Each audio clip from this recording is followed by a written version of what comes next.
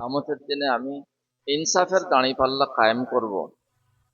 ফলে কোনো প্রাণীর উপর একটুও জুলুম করা হবে না, অবিচার করা হবে না। যদি রায় পরিমাণ ও হয় কোনো জিনিস ভালো অথবা মন্দ, আমি সেটাকে হাজির করবই, আর হিসাব নেওয়ার জন্য আমি যথেষ্ট। সূরা আম্বিয়াতে এই ঘোষণা আল্লাহ পাক করেছেন। আর এই আয়াতের দিকে ইঙ্গিত করে ইমাম বুখারী এই অধ্যায়টি শেষ করছেন। প্রথমে ইমাম বুখারীর ইবারতগুলো মোটামুটি বাংলায় তর্জমা করে তারপরে এই হাদিস সম্পর্কে আমাদের কি বোঝাতে চাচ্ছেন ইমাম বুখারী সেটি আলোচনা করব ইনশাআল্লাহ। এই অধ্যায়টি আল্লাহ পাকের এই বাণী সম্পর্কে, যে বাণীর মানে এই ওয়ানাযাউল মাওয়াজিনাল কিসত লিয়াউমিল কিয়ামাত, কিয়ামতের দিনে আমি ইনসাফের দাঁড়িপাল্লা কায়েম করবই। ফলে কোনো প্রাণীর উপরে একটু জুলুম করা হবে না। ফালা তুযলামু নাফসুন শাইআ, কোনো প্রাণী, যিনি ইনসান বলেননি, প্রাণী বলেছেন। হাদিসে এর ব্যাখ্যা এরকম আছে, যিনি ইনসানের তো হিসাব হবেই, এবং হিসাবের পরে এদের জান্নাত জাহান্নাম আছে।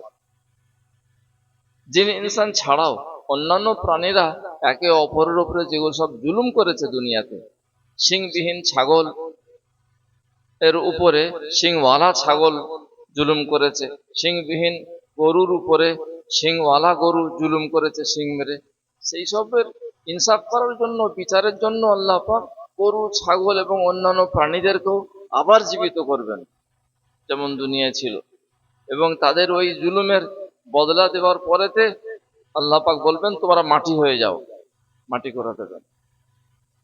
সেই সময় অবিশ্বাসীরা যারা দুনিয়ায় এত কিছু আল্লাহ পাকের কালাম শুনছে, আল্লাহ পাকের ডাক হাঁক শুনছে, কোরআন শুনছে, হাদিস শুনছে, তবুও আল্লাহকে ডাকছে না, আল্লাহকে মানছে না, আল্লাহর ইবাদত বন্দেগী করছে না, বরং বান্দাদের বন্দেগী করছে, তারা ওইসব দেখে বলবে হায় ইয়া লাইতানি কুনতু তুরাবা, হায় আমিও যদি ওই রকম জীবজন্তুর মতো মাটি হয়ে যেতাম, তাহলে আমাকে আর জাহান্নামে যেতে হতো না। এই আয়াত সম্পর্কে অধ্যায়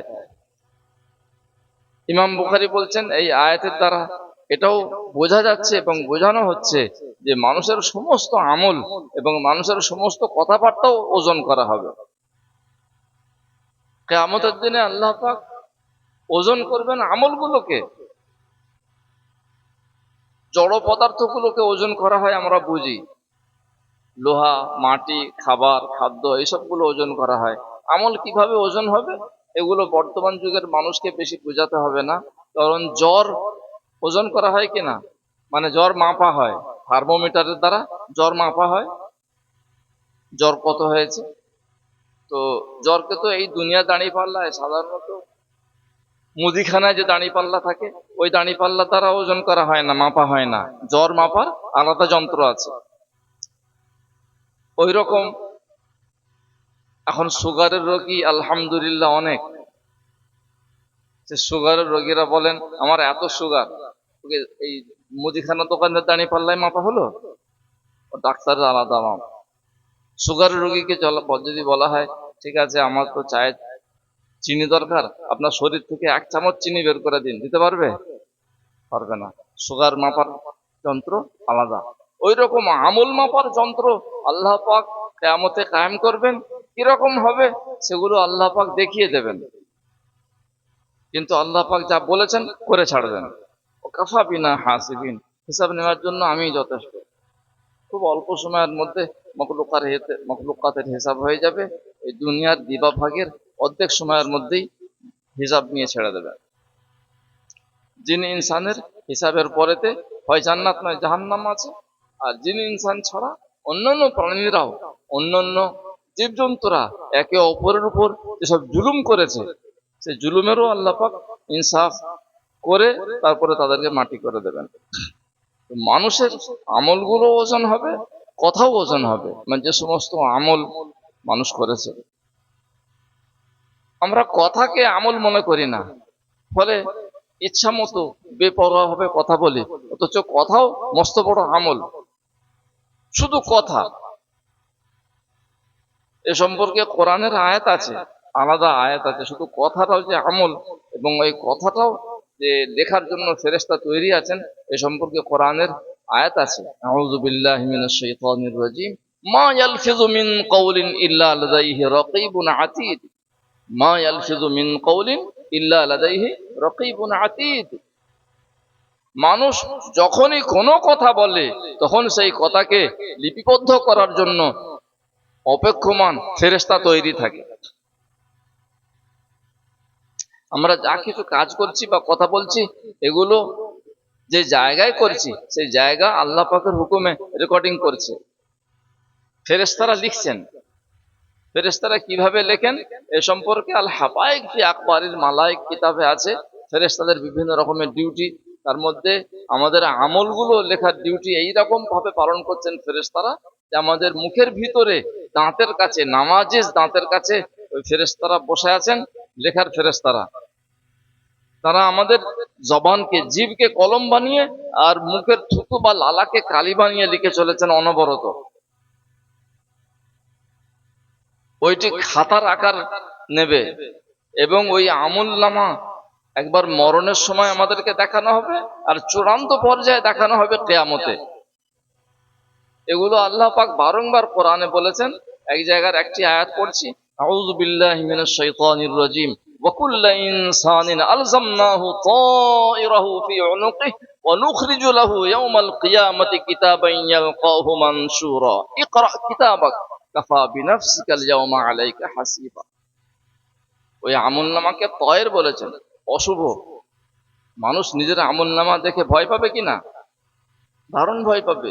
কেন? ওতে শুধু নেকি লেখা নেই, ওতে বদিও লেখা আছে, সব অন্যায় করেছে। এই জন্য ওটাকে অশুভ বলা হয়েছে। মানুষ নিজের আমলনামাকে দেখে খুব ভয় পাবে। আমরা এখন নিশ্চিন্তে আছি, কিন্তু আমাদের এই জীবনেই আমাদের আমলনামা তৈরি হচ্ছে, দপ্তর তৈরি হচ্ছে, খাতা তৈরি হচ্ছে, নেকির এবং বদির।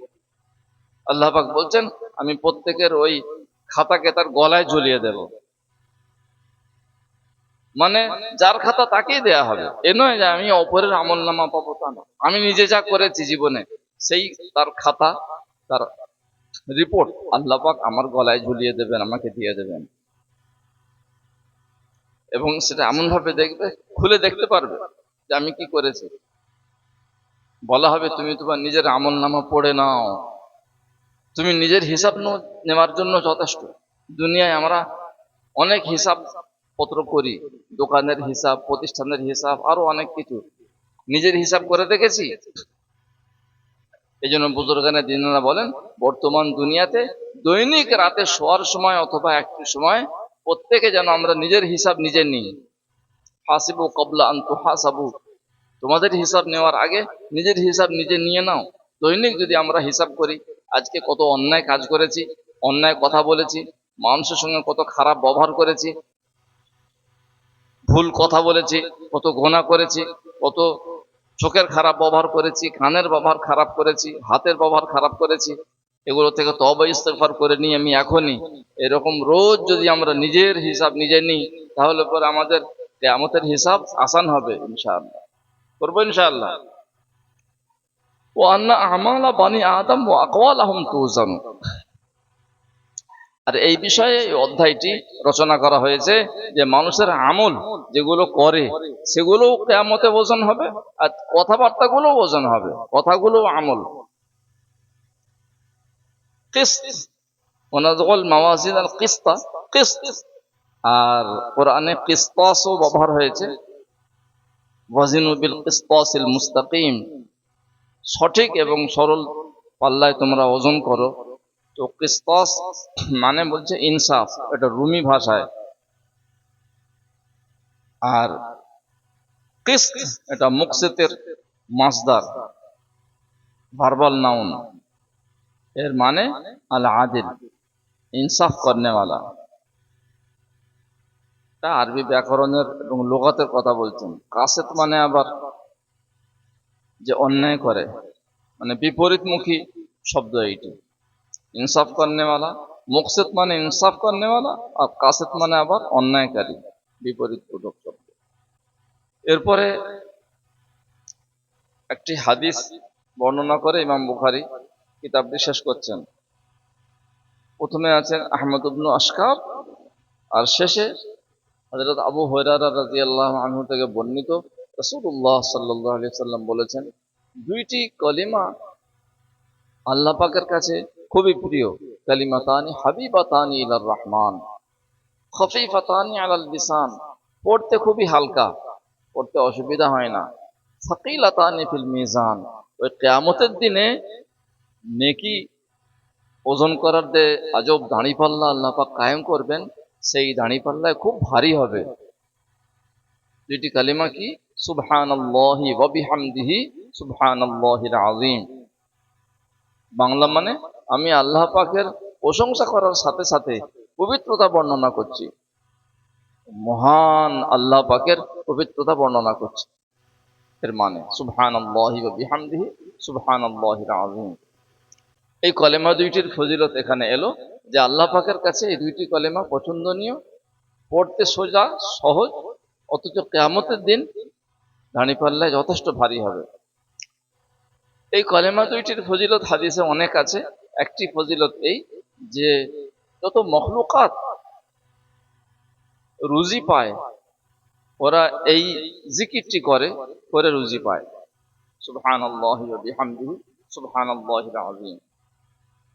পশু পাখি সরীসৃপ এরা যে রুজি, এরা যে আহার খায়, এরা জিকির করে এবং আহার খায় এবং আহার ধরে, শিকার করে। এদের কাছে আল্লাহ রুজি পৌঁছে দেন এই জিকিরটি করার পরে। কোরআনে আছে ওয়া ইম মিন শাইইন ইল্লা ইউসাব্বিহু বিহামদিহি ওয়ালাকিন লা তাফকাহুনা তাসবিহাহুম। প্রত্যেক জিনিস সে আল্লাহ পাকের তসবিহ পড়ে, গুণগান করে। পাখিরাও গুণগান করে, আল্লাহ পাকের তসবিহ পড়ে, আল্লাহ পাকের জিকির করে।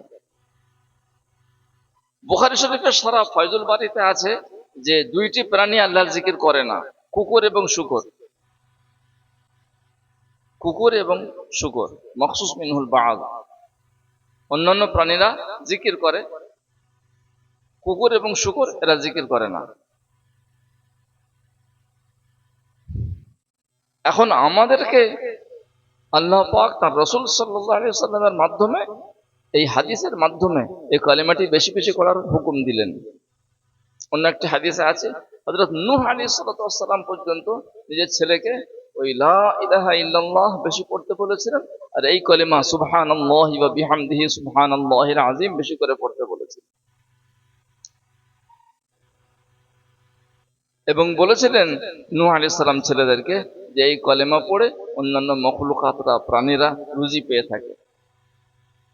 মানে লা ইলাহা ইল্লাল্লাহ বেশি করে পড়লে ঈমান মজবুত হবে, যে ঈমান দুনিয়া আখিরাতে দুই জাহানেই ফায়দা দেবে এবং আমাদের কামিয়াবির রক্ষা কবচ বুনিয়াদ। আর সুবহানাল্লাহি ওয়া বিহামদিহি সুবহানাল্লাহিল আযীম পড়লে আল্লাহ পাক রাজি খুশি হবেন এবং রুজির রাস্তা আসান হবে। ইহয়াউল উলুমে এই কলেমার সাথে অন্য একটুখানি যোগ আছে এবং সেইটির একটা হাদিসের ঘটনা আছে সে সম্পর্কে।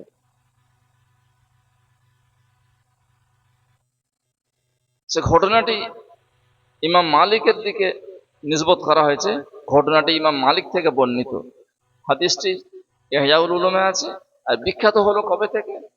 নিজামুদ্দিন মারকাজের মওলানা ইলিয়াস রহমাতুল্লাহ আলাই, ওই নিজামুদ্দিন মারকাজে যারা থাকতেন তাদেরকে এটি পড়তে বলে দিয়েছিলেন হাদিসের নিয়মে। হাদিসে কি নিয়ম আছে, হাদিসের ঘটনা সংক্ষেপে এরকম, ওটাও আমাদের জানা দরকার। ইমাম মালিক থেকে বর্ণিত মুরসালার রিওয়ায়াত, মানে কোন সাহাবী থেকে বর্ণিত, সাহাবীর নাম নেই, ওতে মুরসাল রিওয়ায়াত।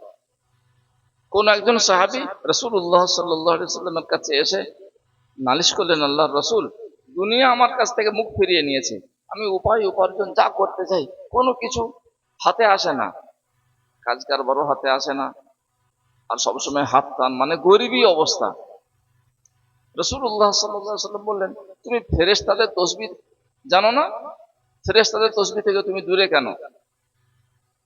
তারপরে বলে দিলেন সুবহানাল্লাহি ওয়া বিহামদিহি সুবহানাল্লাহিল আযীম ওয়া বিহামদিহি। এবং সুবহানাল্লাহি ওয়া বিহামদিহি সুবহানাল্লাহিল আযীম আস্তাগফিরুল্লাহ। তো সুবহানাল্লাহি ওয়া বিহামদি এখানে যেরকম আছে এটার সঙ্গেও মেলাতে, এর সঙ্গে ইস্তেগফারটা মিলিয়ে দিন, আস্তাগফিরুল্লাহ। মানে এই তসবিহের সাথে আস্তাগফিরুল্লাহ যোগ করে পড়বে। কখন? ফজরের সুন্নত নামাজ, সকালবেলা যে ফজরের নামাজ পড়ি দিনের প্রথম ভাগে, সুন্নত নামাজ পড়ে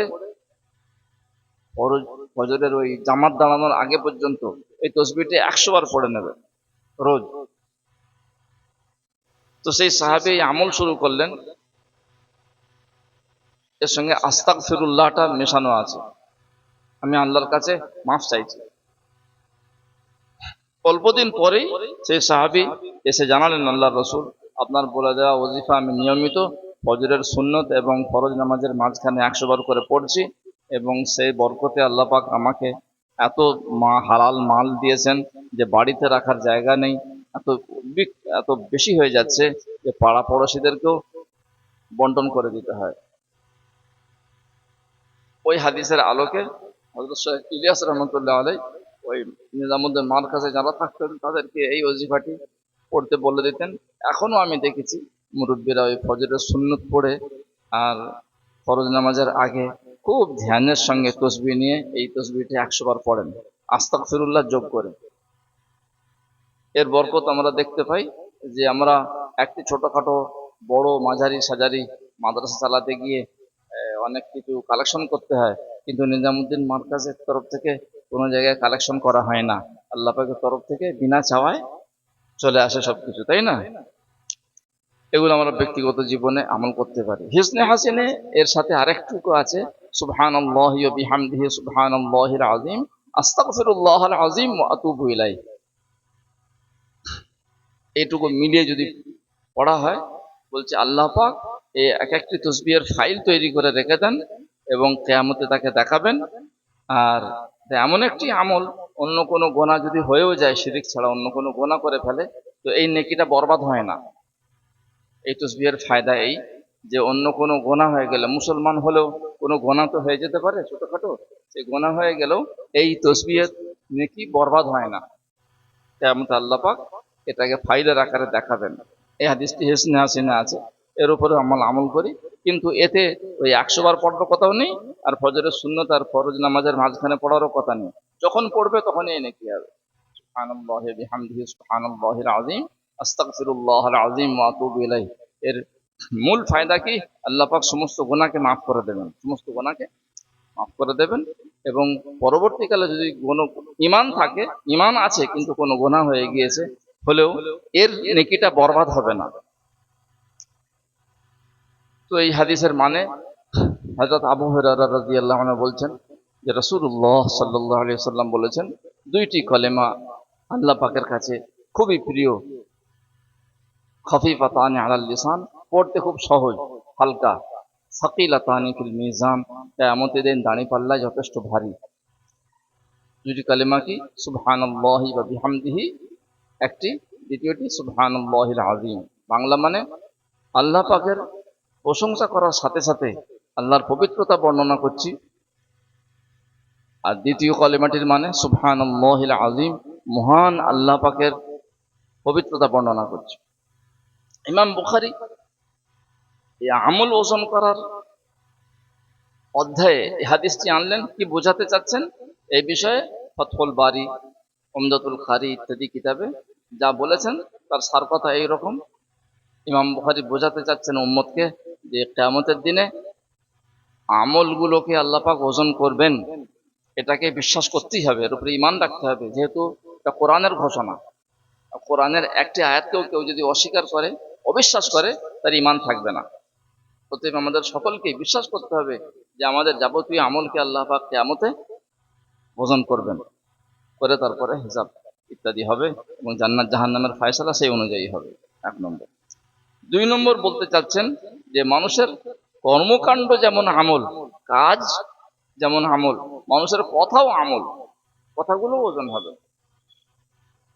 3 নম্বর বলতে চাচ্ছেন যে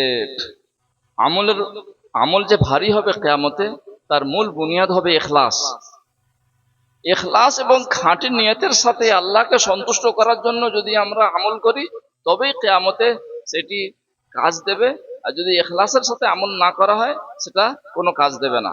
এই জন্য হাদিসে আছে কিয়ামতে মুসলমানের যখন বিভিন্ন রকমের আমল পেশ করা হবে আল্লাহ পাকের দরবারে, কিছু কিছু আমলকে আল্লাহ পাক বলবেন, ফেরেশতাদেরকে বলবেন এই আমলগুলো হটাও সামনে থেকে, আমার এই দরবার থেকে, হিসাবের স্টেজ থেকেই হটাও। ফেরেশতারা বলবেন আল্লাহ উনি যেমন করেছিলেন তেমন আমরা লিখেছি। আল্লাহ পাক উত্তর দেবেন এইসব আমলগুলো আমাকে রাজি করার জন্য করেনি। কিসের জন্য করেনি? আমাকে রাজি করার জন্য করেনি, এ অন্য উদ্দেশ্যে, মানুষকে সন্তুষ্ট করার জন্য, আরো অন্যান্য উদ্দেশ্যে করেছিল। এগুলো সরা। এই জন্য আমাদেরকে খুব হুঁশিয়ার হয়ে যেতে হবে এই হাদিসের আলোকে, যেন কোনো আমল মানুষকে সন্তুষ্ট করার জন্য যেন না করি, প্রত্যেকটি আমল আল্লাহকে সন্তুষ্ট করার জন্য যেন ইখলাসের সাথে। এটা ইমাম বুখারী বলতে চাচ্ছেন। আর কি বলতে চাচ্ছেন? যে কোনো আমল শুরু হয় নিয়ত থেকে আর শেষ হবে কবে? কিয়ামতে ওজন করার সময় শেষ হবে। তারপরে আর আমলের কোনো অস্তিত্ব থাকবে না, দপ্তর আমল নামা আর কিছু থাকবে না। এবার ঠিকানা হয় জান্নাত নয় জাহান্নাম। আমল শুরু হয় কোথা থেকে? নিয়ত থেকে। আমরা নিয়ত করতে পারি যখন ভালো নিয়ত, আমি কোরআন হাদিসের ইলম শিখবো, নিয়ত করে নিলাম। নিয়ত করার সময় একটি নেকি লেখা হয়ে যায়, নেকি লেখা শুরু হয়ে যায়। এবার কতটুকু শিখলাম, কম না বেশি, কত মেহনত করলাম তার জন্য, কতটুকু শিখলাম, এগুলো সব লেখা থাকবে দপ্তরে। আর কিয়ামতে আল্লাহ পাক ওটা ওজন করে এর পুরস্কার দেবেন। ভুল ত্রুটি থাকলে তারও হিসাব হবে। ওই আমলের দপ্তর, আমল নামা ইত্যাদি সব থাকবে ওই ওজন করা পর্যন্ত। তারপরে আর আমলের দপ্তর, আমল নামার কোনো ব্যাপার থাকবে না। তখন ঠিকানা হবে হয় জান্নাত না জাহান্নাম। আল্লাহ পাক আমাদেরকে হেফাজত করুক এবং যেন আমাদের সমস্ত নেক আমল জান্নাতে যাওয়ার কারণ হয়। ইমাম বুখারী আরো বলতে চাচ্ছেন আমার এই কিতাবটি এটা হাদিস যাচাইয়ের কষ্টি পাথর। মানে ইমাম বুখারী উনি এই যে হাদিসের কিতাবটি লিখেছেন, এইটি বোঝার জন্য পড়ে নেওয়া যথেষ্ট নয়, বহুদিন ধরে পড়ানোর পর একটু একটু বোঝা যায় কিতাবটি কি। সমস্ত আমলের সুন্নত, তরিকা, আদব, ফরজ, ওয়াজিব উনি বর্ণনা করেছেন এত সূক্ষ্মভাবে যে সকলে বুঝতে পারে না, বা ছাত্ররা তো ছাত্র জীবনে এত সহজে বুঝতে পারবে না, অনেক দিন ধরে পড়তে হবে, পড়াতে হবে। যার কারণে ইবনে হাজার আসকালানী আলাইহির রাহমা দুপুরে খানা খাওয়ার পরে বিশ্রাম না করে গোটা কিতাবের পাতাগুলো উল্টে উল্টে যেতেন দুপুরটা। আমরাও কোনো কিছু আমলের সুন্নত যখন খুঁজি, অন্য এই বিষয়ের আলাদা কিতাব দেখার আগে বুখারী শরীফটা আগে দেখে নিই। ইনি প্রত্যেকটি আমলের সুন্নত, আদব, ফরজ, ওয়াজিব সব বলেছেন, কিন্তু এমন ভাবে বোঝা যায় না। খাবার বয়ান আপনি খুলবেন, সেখানে দস্তরখান বিছানো, কি দোয়া পড়তে হয় সব উনি বলেছেন। দস্তরখান রাসূলুল্লাহ সাল্লাল্লাহু আলাইহি ওয়াসাল্লামের জামানায় কিরকম ছিল, চামড়ার দস্তরখান, এবং কখন কখন বিছিয়েছেন, ওইসব ঘটনার দ্বারা উনি বোঝাতে চাচ্ছেন। দস্তরখান বিছাও এই কথাটি উনি আমরা পাবো না, কিন্তু দস্তরখান বিছানো, আর কি কি দোয়া পড়তে হয় ইত্যাদি ইত্যাদিগুলো ঠিক উনি সব কিছু বলেছেন, অত কড়া শর্ত সত্ত্বেও। তো এইগুলো ইমাম বুখারী বলতে চাচ্ছেন। কথা অনেক লম্বা হয়ে গেল। এই বিষয়গুলো ইমাম বুখারী এই অধ্যায়ে আমাদেরকে বোঝাতে চাচ্ছেন। প্রথমে কি বললাম যে আমাদের সমস্ত আমল কিয়ামতে আল্লাহ পাক ওজন করবেন, এটাকে মনে প্রাণে বিশ্বাস করতেই হবে প্রত্যেক মুসলমানকে, নতুবা ঈমান থাকবে না। যেহেতু এটা কোরআনের ঘোষণা, আর কোরআনের একটি ঘোষণা বা একটি আয়াত অবিশ্বাস করা এটা কুফরি। 2 নম্বর, আমাদের কাজ যেমন আমল, কথাও আমল, কথাগুলো ওজন হবে। 3 নম্বর, কিয়ামতে আমল দাঁড়িপাল্লায় এবং ওজন হবে ওই সময় যখন সেটা ইখলাসের সাথে হবে।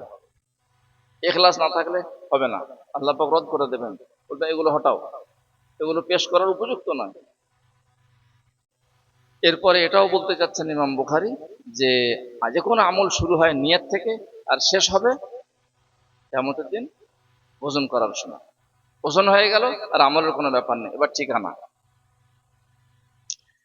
আর এটাও বলতে চাচ্ছেন ইমাম বুখারী যে এই কিতাবটি আমি হাদিস যাচাইয়ের কষ্টি পাথর করেছি, এবং আমি নিজেও ইখলাসের সাথে এই হাদিসের কিতাবটি লিখেছি। এই জন্য ইখলাসের হাদিসটি একেবারে শুরুতে এনেছিলেন না, ইন্নামাল আমালু বিন্নিয়াত, সমস্ত আমলের সওয়াব ইত্যাদি নির্ভর করে নিয়তের উপরে। আল্লাহ পাক আমাদেরকে পুরো কোরআন এবং সুন্নতের উপর আমল করার তৌফিক দান করুন।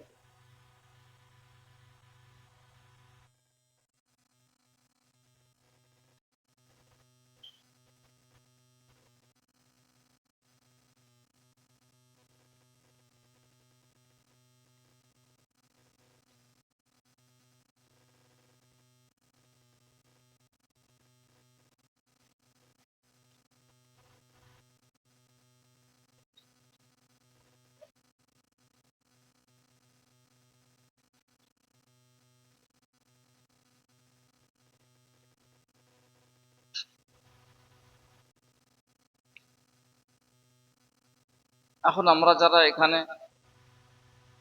এই দিনের হিতাকাঙ্ক্ষী বসে আছি, আমরা সকলেই দিনের হিতাকাঙ্ক্ষী এবং দিনদার মানুষ, ইমানওয়ালা মানুষ, ইমানওয়ালা ভাই এবং বোনেরা আছেন, পর্দার অন্তরালে বোনেরাও আছেন। আমরা এই মজলিস থেকে এটা শুনতে পেলাম এবং জানতে পারলাম যে আমাদের জীবনের প্রত্যেকটি আমল আল্লাহ পাক ফেরেশতাদেরকে দিয়ে লেখাচ্ছেন, আর যে জায়গায় আমরা থেকে কোনো আমল করছি বা কথা বলছি সেগুলো সব রেকর্ডিং হচ্ছে, রেকর্ড করছে। কিয়ামতের দিনে ওই জায়গাও সাক্ষী দেবে। ওই জন্য হাদিসে আছে, চলাফেরার সময় অনবরত আল্লাহর জিকির করতে থাকো। কেন? ওই গাছের যেসব গাছের কাছে তোমরা জিকির করবে, কোনো পাটকেল বা পাথরের কাছে যখন জিকির করবে, সেই জায়গাও, সেই জমি, সেই মাটি কিয়ামতের দিনে সাক্ষী দেবে। এই জন্য আমরা নিজেদের আখেরাতকে সবসময় খেয়াল করে যদি চলি, তাহলে পরে আখেরাত আসান হবে। আমরা যদি নিজের মৌতের কথা সবসময় মনে রাখি, তাহলে আমাদের মৌত ইনশাআল্লাহ আসান হবে। আখেরাত এবং মৌতকে আসান করার জন্য সবচেয়ে সেরা জিনিস হচ্ছে যে আখেরাতকে স্মরণ রাখা। নবীরা তো মানুষ ছিলেন, কিন্তু নবীদের বিশেষ গুণ কি ছিল আল্লাহ পাক কোরআনে বলে দিয়েছেন, আউযু বিল্লাহি মিনাশ শাইতানির রাজীম, ইন্না আখলাসনাহুম বিখালিসাতিন যিকরাদ্দার। আমি নবীদেরকে একটা বিশেষ গুণে গুণান্বিত করেছি, সেটি কি? দারে আখেরাতের স্মরণ। সমস্ত নবীরা সংসার যাপন করতেন, তারাও ছেলেপুলের বাপ হতেন, কিন্তু সবসময় আখেরাতকে স্মরণ রাখতেন যে দুনিয়া ছেড়ে আমাকে আখেরাতে যেতে হবে। আখেরাতকে স্মরণ রাখা নবীদের একটা বিশেষ গুণ। ওই গুণটির আলোচনা আল্লাহ পাক কোরআনে তুলে দিয়েছেন। কেন? যাতে আমরা সাধারণ মুসলমানও যেন সবসময় আখেরাতকে স্মরণ রাখি। সাহাবায়ে কেরাম রাদিয়াল্লাহু আনহুম রাসূলুল্লাহ সাল্লাল্লাহু আলাইহি ওয়াসাল্লামের কাছে এইটি শিখেছিলেন। সমস্ত সাহাবারা কোরআনের পুরো হাফেজ ছিলেন না, সমস্ত সাহাবারা মুফতি ছিলেন না, কিন্তু সমস্ত সাহাবারা সাচ্চা পাক্কা ঈমানওয়ালা ছিলেন এবং সবসময় আখেরাতকে স্মরণ করতেন। আখেরাতকে স্মরণ করতেন। নিজের বাড়িতে বিবি বাচ্চার কাছে থেকেও আখেরাতকে স্মরণ করে কাঁদছেন একজন সাহাবী, আব্দুল্লাহ বিন রাওয়াহা রাদিয়াল্লাহু আনহু। কাঁদছেন, কেঁদে যাচ্ছেন বাড়িতে। বিবি জিজ্ঞাসা করছেন, আপনি কাঁদছেন কেন? উনি বলছেন যে জান্নাতে যাওয়ার আগে জাহান্নামের উপর দিয়ে পার হতে হবে। এই আয়াতটি মনে করে আমি কাঁদছি। ওয়া ইম মিনকুম ইল্লা ওয়ারিদুহা, তোমাদের মধ্যে প্রত্যেককেই জাহান্নামের উপর দিয়ে পার হতে হবে, আল্লাহ পাক বলে দিয়েছেন। এবার জাহান্নামের উপর দিয়ে পার হওয়ার সময় রাসূলুল্লাহ সাল্লাল্লাহু আলাইহি ওয়াসাল্লাম বলেছেন, যাদের আমলের ঘাটতি থাকবে, ত্রুটি থাকবে, তাদেরকে জাহান্নামের আঁকড়া টেনে নেবে ওখান থেকে। এবার আমি পার হয়ে জান্নাতে যেতে পারবো কিনা এই চিন্তায় কাঁদছি, এই দুশ্চিন্তায়, টেনশনে কাঁদছি। বিবিও কান্না শুরু করলেন। মানে বাড়িতে বিবি বাচ্চার সামনেও সাহাবারা আখেরাতকে স্মরণ করে, জাহান্নামকে স্মরণ করে কাঁদতেন। এই পরিবেশ আমরা কিভাবে বাড়িতে গড়ব? বাড়িতে রোজ যদি তালিম করি, তাহলে পরে ওই পরিবেশ হবে। আর যদি বাড়িতে সব আছে, কাজ কারবার আছে, ব্যবসা বাণিজ্য আছে, সংসার যাপন আছে, বাড়িতে তালিম নেই, কোরআন হাদিসের তালিম বাড়িতে আধ ঘন্টাও নেই, আমি মুসলমান, আমি কোরআনকে বিশ্বাস করি, হাদিসকে বিশ্বাস করি। আল্লাহ পাকের বাণী কোরআন, যা এখনো হেফাজতে আছে, আল্লাহ পাক হেফাজত করে রেখেছেন। হাদিস, সেই কোরআনের ব্যাখ্যা রাসূলুল্লাহ সাল্লাল্লাহু আলাইহি ওয়াসাল্লাম নিজে করেছেন, সেটাও হেফাজতে আছে। ওই কোরআন হাদিসের নূর আমি বাড়িতে ছড়ালাম না, মাদ্রাসায় হয়, মাদ্রাসার জলসায় শুনে এলাম, ওইটি যথেষ্ট মনে করে রেখে দিলাম, সারা বছর ওরই চার্জ চলবে। হয় মোবাইলে চার্জ দিতে হচ্ছে দু একদিন ছাড়াই, তবে মোবাইল চলছে। আমার ইমান ইয়াকিনকে রোজ চার্জ দিতে হবে। সেই চার্জিং এর ব্যবস্থা কি? বাড়ির তালিম। বাড়ির তালিম করবো ভাই ইনশাআল্লাহ। জি, তালিমের কিতাব আছে, আপনারা সব জানেন, আপনারা সকলেই জানেন বাড়িতে কোন কিতাব পড়ে তালিম করতে হয়। আর আলহামদুলিল্লাহ আপনাদের এখানে বিজ্ঞ ওলামায়ে কেরাম আছেন, তাদের কাছে এসে সহযোগিতা নেবেন। বাড়ির তালিমে শুধু হাদিস পড়লেই হবে না, বাড়ির তালিমে কোরআন শুদ্ধ করতে হবে, কোরআন শুদ্ধ করার মেহনত করতে হবে। এবার যদি আমি নিজে কোরআন শুদ্ধ পড়া না জানি, তাহলে আমাকে এই মাদ্রাসায় বা মসজিদে যেসব ওলামায়ে কেরাম আছেন, হাফেজ কারি সাহেবরা আছেন, তাদের কাছে এসে আমাকে আগে কোরআন শুদ্ধ করে পড়তে হবে, তবে আমি বাড়িতে নিজের দিদির পড়া শুদ্ধ করতে পারবো, তাই না? জি, এরকম মনে করলে চলবে না। আমার বয়স হয়ে গিয়েছে, আমি আবার ওই হাফেজ কারি মৌলানা বা ইমাম সাহেবের কাছে পড়া ঠিক করতে যাব? মান সম্মানের ব্যাপার। তো এখানে যদি মান সম্মানের ব্যাপার বলে না শিখি, কিয়ামতে কি হবে? হাদিসে আছে সর্বপ্রথম নামাজের হিসাব হবে। তো নামাজে সূরা কেরাত আছে না নেই? আছে। তো আমি অনেক নামাজ পড়ছি, তাহাজ্জুদ পড়ছি, ইশরাক পড়ছি, আওয়াবিন পড়ছি, ফরজ নামাজ, সুন্নত নফল অনেক কিছু পড়ছি, কিন্তু শুদ্ধ করিনি। কোনো আলেমের কাছে গিয়ে, কোনো হাফেজ কারীর কাছে গিয়ে শুদ্ধ করিনি। তো অশুদ্ধ কেরাতের নামাজ কি হবে? এই জন্য নিজের নামাজটুকু ঠিক করার জন্য সবাই সচেষ্ট হবো ইনশাআল্লাহ, কি বলেন? হ্যাঁ, আমাদের মাদ্রাসাতেও ওই বয়স্ক কিছু মানুষ, বিভিন্ন বয়সে, বুড়ো মানুষ, জওয়ান মানুষ, বাচ্চা যারা মাদ্রাসায় পড়ছে না, স্কুলে পড়ছে, ওরা এসে সন্ধ্যাবেলা কোরআন শরীফ শেখাশেখি করে। আর আমাদের একজন উস্তাদ আছেন মুদারিসিনের মধ্যে, তিনি দিনের বেলা ক্লাসও করেন, আর রাত্রেবেলা ওইসব শহরের আসা বাচ্চাদেরকে এবং বড়দেরকে ওই কোরআন শরীফ শুদ্ধ করে শেখান, নামাজ ইত্যাদি শেখান। আপনাদের এখানেও আশা করি ওই সিলসিলা কায়েম আছে। বাড়ির পুরুষরা ইমাম সাহেব এবং মুদারিস সাহেবের কাছে কোরআন, নামাজ, পাক নাপাকি ইত্যাদি শিখে বাড়িতে শেখাবেন ইনশাআল্লাহ। মাসাইলও শেখার দরকার আছে। শুধু ফাজাইলের তালিম করে শেষ করলে হবে না, মাসাইলও জানতে হবে। দীর্ঘদিন নামাজ পড়ছি, কিসে উজু ভাঙে, কিসে উজু নষ্ট হয়, কিসে গোসল নষ্ট হয়, এগুলো না জানলে পরে আমার শরীর পাক আছে কিনা জানছি না, আমি নামাজই পড়ে যাচ্ছি। এই জন্য পাক নাপাকের মাসাইল, অন্যান্য আরো মাসাইল এই মাদ্রাসায় এসে শিখবো ইনশাআল্লাহ, কি বলেন? এটা বিরাট নিয়ামত যে আমাদের দেশে এখনো এইসব মাদ্রাসা মক্তবের সিলসিলা কায়েম আছে, এবং বড় বড় ওলামায়ে কেরাম, যাদেরকে আমরা কিছু মনে করি না, এদের কাছে এসে কোরআন শিখতে হবে, মাসাইল শিখতে হবে ইনশাআল্লাহ, শিখবো ইনশাআল্লাহ। জি, নতুবা আখেরাতে অনেক বেইজ্জতের ব্যাপার, আল্লাহ পাক সবার সামনে হিসাব নেবেন। জি, অনেক লম্বা কথা আপনারা অনেক শোনেন, এখন লম্বা কথার কথা নয়, এখন এইটুকুই কথা, এর উপর আমল করি ইনশাআল্লাহ। আর এই তরতিব, এই মাদ্রাসা মক্তব আমাদের দেশে খুব সহজ। আমি বিদেশে গিয়েছিলাম গত বছর দ্বিতীয় সালের জন্য। সাহাবাদের বাচ্চারা যেসব দেশে আছে বুঝে নিন, তো সেখানে দেখলাম এত মাদ্রাসা নেই, ফলে মানুষের মধ্যে দিনী চেতনার খুব অভাব। জি, সতর ঢাকার, কোরআন পড়ছে, নামাজ পড়ছে, সতর কতটুকু ঢাকতে হয় জানা নেই। আমাদের এখানে আলহামদুলিল্লাহ আমাদের ভাষা আরবি নয়, কিন্তু দিনের ব্যাপারে চেতনা যথেষ্ট আছে। সতর ঢাকার ব্যাপার আর অন্যান্য মাসাইলের জ্ঞান সাধারণ মানুষের যথেষ্ট আছে। এটা কিসের বরকত? এইসব মক্তব, মাদ্রাসা, ওলামা, হাফেজ, কারি, মুফতিরা যথেষ্ট পরিমাণে আছেন, এবং তারা পাবলিকের সঙ্গে মেশামেশি করেন।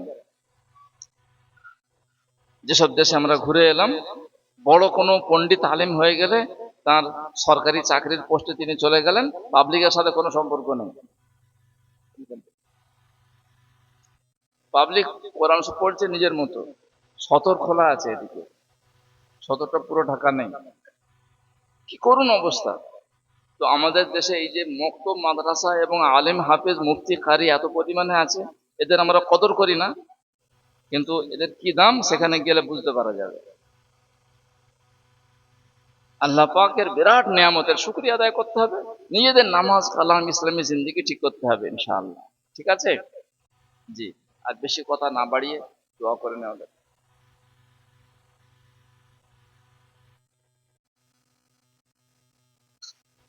এখনই দোয়া হবে। দোয়া আপনারা আমাদেরকে সারা জীবন করতে হবে, এই জন্য দোয়া করার খুব সংক্ষিপ্ত নিয়ম বলে দিচ্ছি, আপনিও বাড়িতে দোয়া করবেন। দোয়ার জন্য দৈনিক একটা সময় ঠিক করে নেওয়া ভালো। যেমন শেষ রাতে অবশ্যই দোয়া কবুল হয়। যখনই দোয়া করব আল্লাহ পাকের ইসমে আজম পড়ে নেব আগে। যেগুলো বুঝতে পারবো না স্থানীয় ওলামাদেরকে জিজ্ঞাসা করে না, প্রথমে ইসমে আজম পড়তে হবে, তারপরে দরুদ সালাম পড়তে হবে, তারপরে দোয়া। দোয়া যদি লম্বা হয় মাঝে মধ্যেও আবার দরুদ সালাম পড়তে হবে। দোয়া যখন শেষ হবে তখন আবার দরুদ সালাম পড়তে হবে, এবং ইয়াকিন রাখতে হবে, বিশ্বাস করতে হবে আমার দোয়া অবশ্যই কবুল হবে। দোয়া কবুল হওয়ার মানে এই নয় আমি যেটা চাচ্ছি সেইটি আল্লাহ দেবেন, সেইটিও দিতে পারেন, সেইটি পরিবর্তে অন্য কোনো বালা মুসিবত সরিয়ে দিতে পারেন, অথবা নেকি দিতে পারেন। আর এইটা আমার বাস্তবিক প্রয়োজন কিনা এটা খুব ভালোভাবে জেনে দোয়া করতে হবে। দোয়ার ব্যাপারে আমরা অনেক সময় ভুল করি। একটা সংক্ষিপ্ত উদাহরণ দিয়ে দিই। আমার কাছে একজন দীর্ঘদিন ধরে যাতায়াত করছিলেন ভদ্রলোক, অন্য জেলায়, অনেক দূরে বাড়ি। আমার বাড়ি হাওড়া জেলায়, তার বাড়ি অনেক দূরে অন্য জেলায়। কিভাবে খোঁজ পেয়েছেন? একেবারে অপরিচিত আমার সঙ্গে প্রথমে ফোনে যোগাযোগ করলেন, তারপর বলে আপনার কাছে আসবোই। আমি বলি আমি তো এরকম সব ব্যাপারে থাকি না, আমি তো মাদ্রাসায় পড়াই না, আমাকে যদি জামাতে না আপনার সঙ্গেই দরকার, অথচ তার এলাকায় অনেক ওলামা। তো তিনি অনেক কথার মধ্যে এটা বললেন যে আমি কলকাতা পুলিশের চাকরির জন্য ইন্টারভিউ দিয়েছি, আমার মধ্যে যোগ্যতা আছে, সার্টিফিকেট আছে, যেন আমি ওই চাকরিটাই পাই, এর জন্য আপনিও দোয়া করবেন। কলকাতা পুলিশেরই চাকরি চাই। আমি বলি আপনি ভুল করছেন, আপনি ভুল করছেন। পরে তারপরে আবার কিছুদিন পরে বলছেন আমার অনেক দিন হয়ে গেল, অনেক চেষ্টা হয়ে গেল, এখন ওই চাকরি পাই। আমি বলি না, আপনার ভুল হচ্ছে। দোয়া এরকম করুন, আল্লাহ আমাকে হালাল রুজির ব্যবস্থা করে দিন। কি হালাল রুজির ব্যবস্থা করে দিন। কলকাতা পুলিশের চাকরি করতেই হবে, এই যে ঝোঁক ধরেছেন আপনি আল্লাহ পাকের কাছে, এটা ঠিক না। হয়তো ওই চাকরিতে এমন খারাপই আর লুকিয়ে আছে, পরে আপনি ছাড়বেন বলে রাস্তা খুঁজবেন। আল্লাহ পাক তো রুজির মালিক, সবকিছু তার হাতে আছে, কিন্তু আপনি ওই চাকরিটাই ধরে বসে আছেন কেন দোয়ার জন্য? আপনি বলুন আল্লাহ আমাকে হালাল রুজির বন্দোবস্ত করে দিন, আমার জন্য হালাল রুজির বন্দোবস্ত। কেমন? এটা তাকে শিখিয়ে দিলাম। আমি বলি এরই আপনি জমে থাকুন আর খাস টাইমে দোয়া করুন। তো এখন তিনি একটা চাকরি পেয়েছেন, সেটাও বলে দিই। সেটা কি? আর তার শখ ছিল কি সরকারি চাকরি হতে হবে, যাক আল্লাহ তাকে সেটা দিয়েছেন। সরকারি একটি হাসপাতালের তিনি দারোয়ান হয়েছেন। কি হয়েছেন? দারোয়ান। আমি বলি দেখুন, দারোয়ানগিরি ডিউটি করবেন, টাকা নেবেন, কোনো ঝামেলা নেই, কোনো ঘুষ ঘাসের ব্যাপার নেই, দারোয়ানগিরি করা কেমন? আমি বলি দেখুন আল্লাহ পাক আপনার জন্য ভালো চেয়েছেন, আর আপনি যেটা চাচ্ছিলেন না সে অনেক ঝামেলা আছে এমন ভিতরে, একটু চিন্তা করলেই বুঝতে পারবেন, সবাই বুঝতে পেরে গেছে। তো এই জন্য দোয়ার ক্ষেত্রে ঠিক করে নেবো, এটা যেটা দরকার সেটা চাইবেন, ঝোঁক ধরবেন না। এই যে ছোট ছেলে যেমন বায়না ধরে এই খেলনাটাই দিতে হবে আমাকে, এই আতশবাজিটাই দিতে হবে, ওইটা আমি ফোটাবো, আগুন লাগাবো না। আমার যেটা বাস্তব দরকার, আল্লাহ আমার দুনিয়ার জীবনের বাস্তবিক প্রয়োজনগুলো পূরণ করে দিন, ব্যাস। আপনার কি কি প্রয়োজন আছে আল্লাহ পূরণ করে দেবেন। দরুদ পড়ে নেবো আগে, কিছু ইসমে আজম পড়ে নিই, যেগুলো কোরআনের আয়াত আছে অথবা সেগুলো পড়ে নেবো আমি, তারপরে দরুদ পড়বো, আপনারাও দরুদ পড়তে থাকবেন, তারপরে দোয়া ইনশাআল্লাহ কিছু আর কিছু বাংলায় হবে।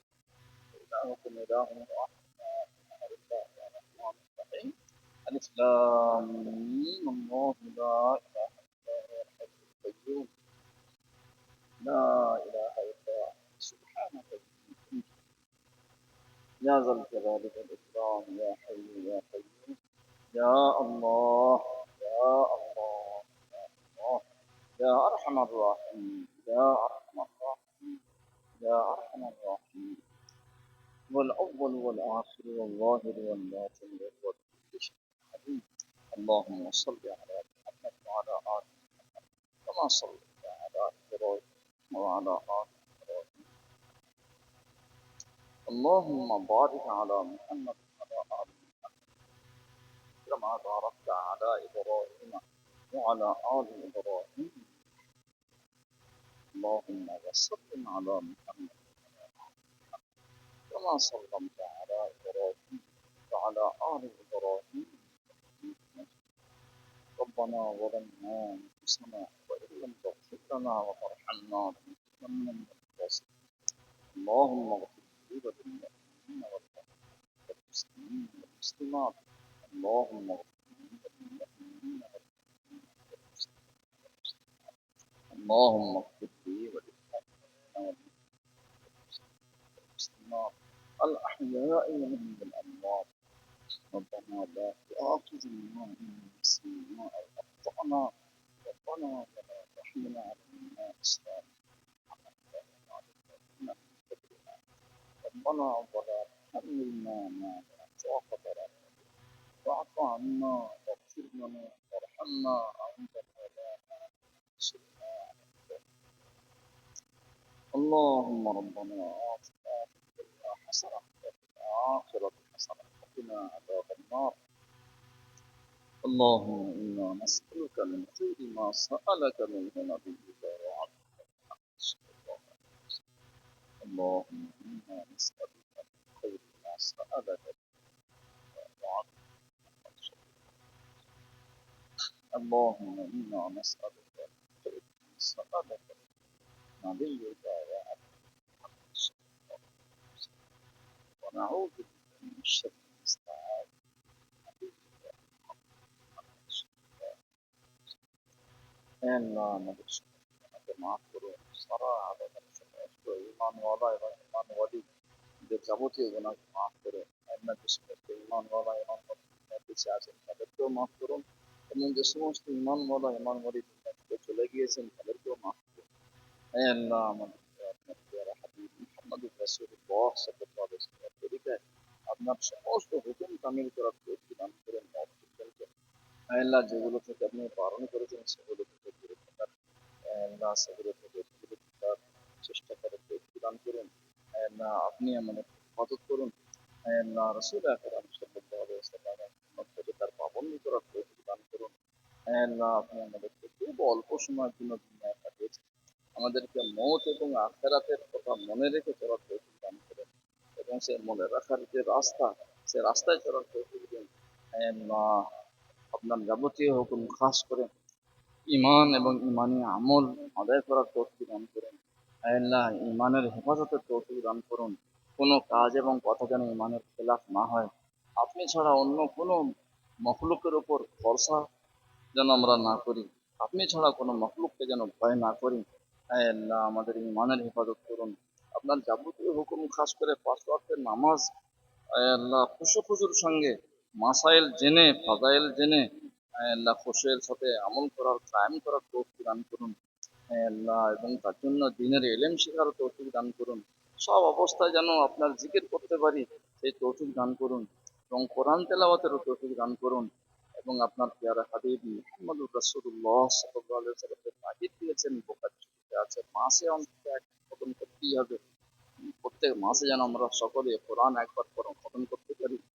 হে আল্লাহ, সমস্ত আত্মীয় স্বজন বাড়ির সকলে এবং বাইরের সকলেরই যাবতীয় হক হুকুক আদায় করার তৌফিক দিন।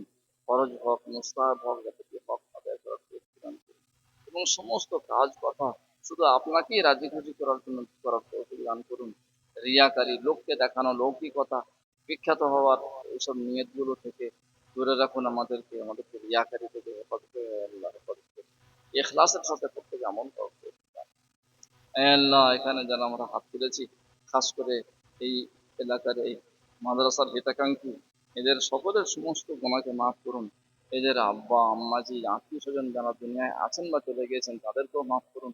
আল্লাহ, যারা দুনিয়া থেকে চলে গিয়েছেন তাদের বারজাখের জীবনকে শান্তিময় করুন এবং যারা দুনিয়ায় আছেন এবং আমরাও দুনিয়াতে এখন আছি আমাদেরকে আল্লাহ দুনিয়াতেও ঈমান ইসলামের সাথে ভালো অবস্থায় রাখুন এবং দুনিয়া থেকে যাওয়ার মুহূর্তে পরিপূর্ণ ঈমানের সাথে ঈমানের কালেমা পড়া অবস্থায় আমাদের প্রাথমিক খায়ের করুন। আমাদেরও বারজাখের জীবন এবং কবরের জীবনকে শান্তিময় করুন। আল্লাহ, এই মাদ্রাসাকে এবং মাদ্রাসার হিতাকাঙ্ক্ষীদেরকে, মাদ্রাসার খাদিমদেরকে, ছাত্রদেরকে, উস্তাদদেরকে, দাতাদেরকে, এদের সকলকে আপনি মেহেরবানি করে কবুল করুন। এদের প্রত্যেকটি পয়সা, প্রত্যেকটি দানাকে আপনি কবুল করুন। আল্লাহ, আপনি আপনার যারা হাবিব সাল্লাল্লাহু আলাইহি সাল্লাম বলে গিয়েছেন, ইখলাসের সাথে একটি খেজুর দান করলেও তার, ইখলাসের সাথে দান করলেও তার সবকে আপনি কিয়ামতের দিনে বহুত পাহাড় পরিমাণ করে দেবেন। আল্লাহ, এসব দাতা ভাইয়েরা আল্লাহ বছরের পরে বছর এই মাদ্রাসাতে দান করে যাচ্ছে।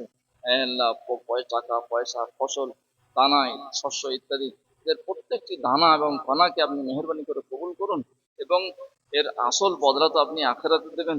দুনিয়াতেও এদেরকে বালা মুসিবত থেকে হেফাজতে রাখুন। আল্লাহ, রোগ, বিভিন্ন কঠিন কঠিন দুরারোগ্য ব্যাধি থেকে হেফাজতে রাখুন। এদের সকলকে নিরোগ আল্লাহ দীর্ঘ জীবন দান করুন।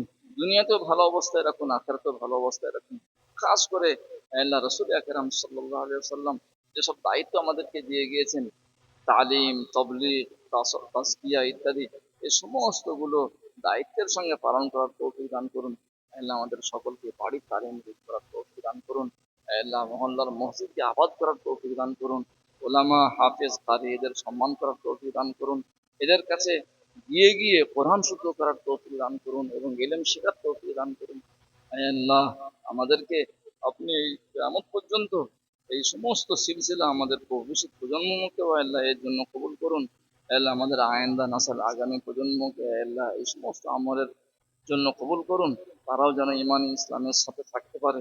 আল্লাহ, এই মাদ্রাসাকে কিয়ামত পর্যন্ত কায়েম রাখুন এবং এই মাদ্রাসার দাতাদেরকেও আল্লাহ এদের বিষয়ে সম্পত্তি, জান মালের আপনি হেফাজত করুন আল্লাহ, এবং এদেরকে বালা মুসিবত থেকে হেফাজতে রাখুন।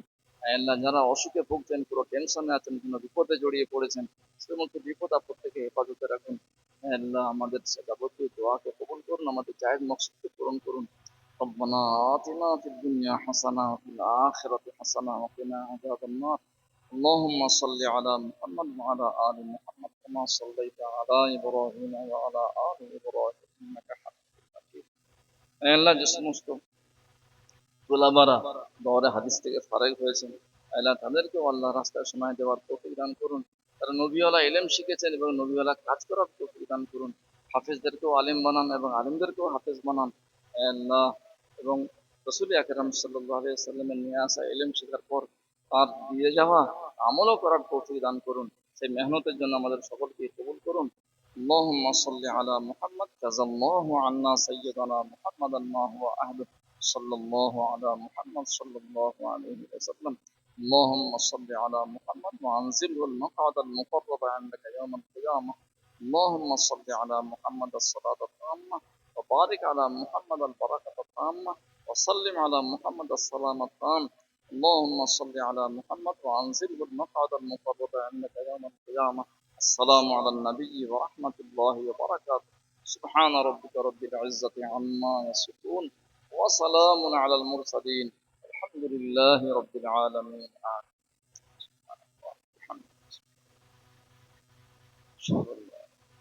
যে সমস্ত মেহমানানে কেরাম আছেন, খাওয়া দাওয়ার জন্য প্যান্ডেলেই সুবিধা হবে, অন্য জায়গায় কোনো ঘরে হলে অনেক লেট হবে। একসঙ্গেই বসে দেওয়া হবে, একসঙ্গেই বসে যান, লাইন করে প্যান্ডেলেই বসে যান। আর যারা দায়িত্বে রয়েছেন, শিক্ষক মহাশয় এবং ছাত্র, তারা সকলে মিলেই খুব তাড়াতাড়ি একটু